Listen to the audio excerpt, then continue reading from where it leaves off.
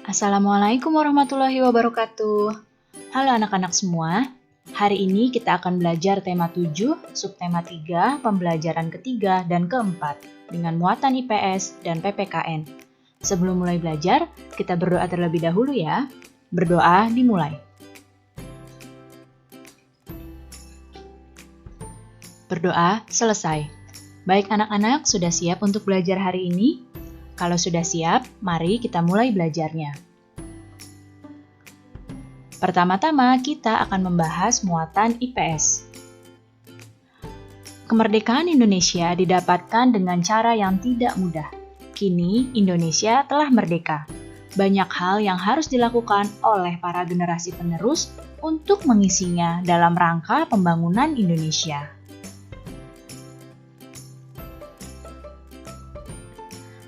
Pembangunan nasional Indonesia merupakan pembangunan semua aspek dan bidang kehidupan, tidak hanya pembangunan fisik, tetapi juga manusia Indonesia seutuhnya.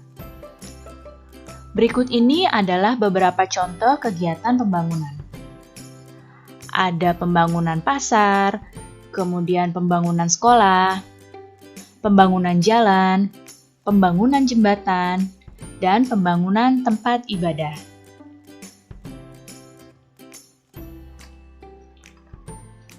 Setiap warga negara Indonesia berkewajiban mengisi kemerdekaan dengan kegiatan-kegiatan yang positif sesuai dengan peran masing-masing di masyarakat. Demikian juga kalian sebagai pelajar. Kalian bisa mengisi kegiatan-kegiatan positif sesuai dengan peran kalian sebagai pelajar. Nah, apa saja ya kegiatan-kegiatan positif yang bisa dilakukan oleh pelajar dalam mengisi kemerdekaan? Ya, beberapa cara mengisi kemerdekaan yang dapat dilakukan oleh pelajar yaitu belajar dengan tekun. Jika kalian belajar dengan tekun, kalian dapat meraih cita-cita dan kalian dapat memajukan Indonesia di masa depan. Kemudian, mengikuti kegiatan pramuka. Kegiatan pramuka ini juga memiliki banyak manfaat untuk kalian. Berikutnya adalah mengikuti perlombaan, karena lomba tersebut dapat mengembangkan diri kalian. Dan juga mempelajari kesenian daerah. Dengan mempelajari kesenian daerah, maka kesenian daerah milik Indonesia akan terus lestari. Jadi, ini beberapa cara yang dapat dilakukan oleh pelajar untuk mengisi kemerdekaan Indonesia. Mengisi kemerdekaan dapat dilakukan dengan mengamalkan nilai-nilai Pancasila dalam kehidupan sehari-hari.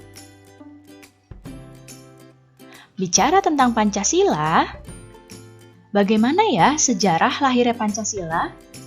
Adakah di antara kalian yang tahu? Ya, Pancasila itu berasal dari bahasa Sangsekerta, yaitu panca dan sila. Panca artinya 5 dan sila artinya dasar. Jadi Pancasila memiliki arti 5 dasar atau 5 asas. Berikut ini adalah usulan-usulan dasar negara yang disampaikan oleh beberapa tokoh. Jadi sebelum lahirnya Pancasila, ada beberapa tokoh yang memberikan usulan untuk dasar negara kita. Yang pertama, usul disampaikan oleh Muhammad Yamin pada tanggal 29 Mei 1945. Di sini, Muhammad Yamin memberikan usulan 5 untuk dasar negara, yaitu peri kebangsaan, peri kemanusiaan, peri ketuhanan, peri kerakyatan, dan kesejahteraan rakyat. Kemudian, ada Profesor Dr. Mr. Supomo yang memberikan usulan dasar negara pada tanggal 31 Mei 1945. Usul dari beliau adalah persatuan, kekeluargaan, keseimbangan lahir batin, musyawarah, dan keadilan rakyat. Serta satu lagi tokoh yang memberikan usul dasar negara adalah Insinyur Soekarno.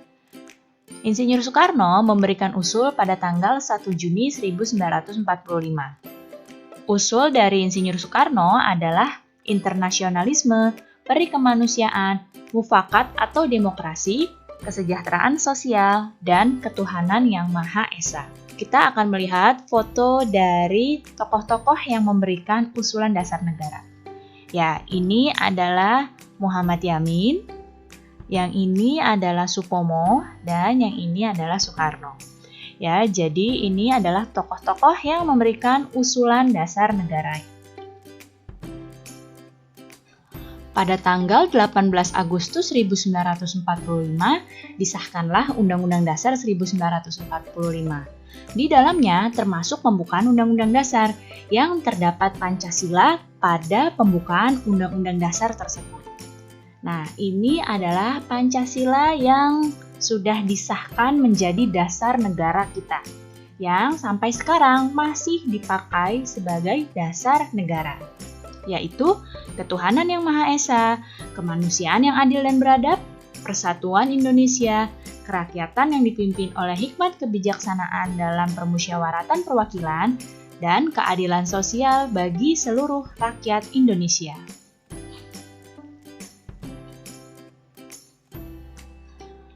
Negara Indonesia merupakan negara yang kaya akan kebudayaan. Berbagai kebudayaan harus dilestarikan dari generasi ke generasi agar tidak punah. Karena kalau bukan kita yang melestarikannya, maka siapa lagi? Berikut ini adalah beberapa cara untuk melestarikan kebudayaan.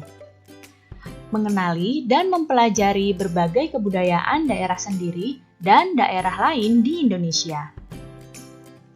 Kemudian berpartisipasi aktif dalam berbagai kegiatan kebudayaan.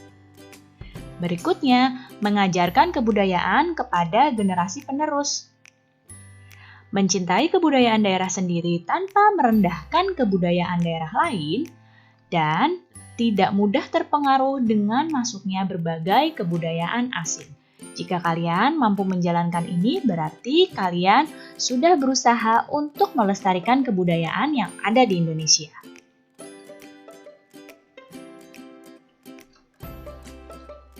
Tahukah kamu, Pancasila memiliki beberapa fungsi dan kedudukan dalam masyarakat Indonesia? Berikut ini adalah fungsi dan kedudukan Pancasila dalam masyarakat Indonesia. Sekarang kita akan mempelajari muatan PPKN. Fungsi dan kedudukan yang pertama adalah Pancasila sebagai dasar negara. Artinya di sini, Pancasila adalah sumber dan dasar segala aturan hukum di Indonesia. Yang kedua, Pancasila sebagai pandangan hidup atau ideologi bangsa.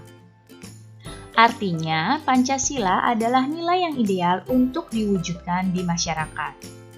Dan yang ketiga adalah Pancasila sebagai kepribadian bangsa. Pancasila ini artinya membedakan Indonesia dengan bangsa lain. Kepribadian tersebut antara lain tercermin dalam sikap gotong royong atas dasar kekeluargaan yang ada di masyarakat Indonesia.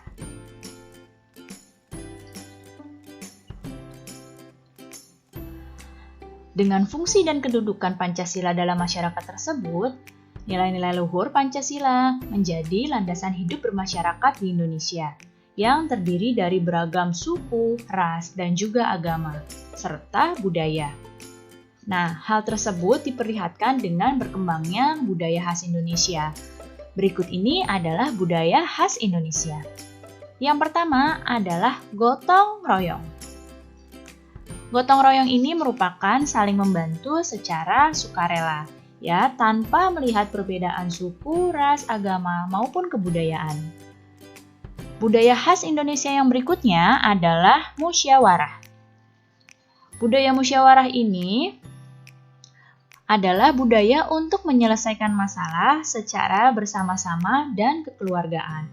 Hal ini dilakukan dengan menghargai dan menghormati perbedaan pendapat yang terjadi di dalamnya. Tujuannya adalah untuk menghasilkan suatu keputusan yang bermanfaat bagi kepentingan bersama. Dan budaya khas Indonesia berikutnya adalah toleransi. Toleransi artinya bersikap rukun dan damai dalam perbedaan. Kita, Indonesia ini begitu banyak perbedaan yang ada di dalamnya. Nah, namun dengan adanya toleransi, kita dapat hidup berdampingan secara rukun dan damai, serta saling menghormati dan menghargai perbedaan yang ada. Nah, sekarang cara bersikap terhadap teman yang berbeda latar belakang. Latar belakang ini bisa berbeda suku, agama, kemudian berbeda budaya. Nah, ini adalah cara bersikap yang baik. Yang pertama, menghormati dan menghargai sesama teman. Kemudian, kamu dapat menolong teman tanpa membeda-bedakannya. Ya, jadi siapapun temanmu dapat kamu tolong ya, jangan membeda-bedakan. Dan menumbuhkan semangat persaudaraan. Jika kita merasa satu Indonesia, maka semangat persaudaraan kita akan semakin kuat. Baik anak-anak, cukup sekian ya penjelasan Ibu kali ini. Mudah-mudahan kalian paham dan mengerti. Terima kasih anak-anak semua. Sampai jumpa lagi. Wassalamualaikum warahmatullahi wabarakatuh.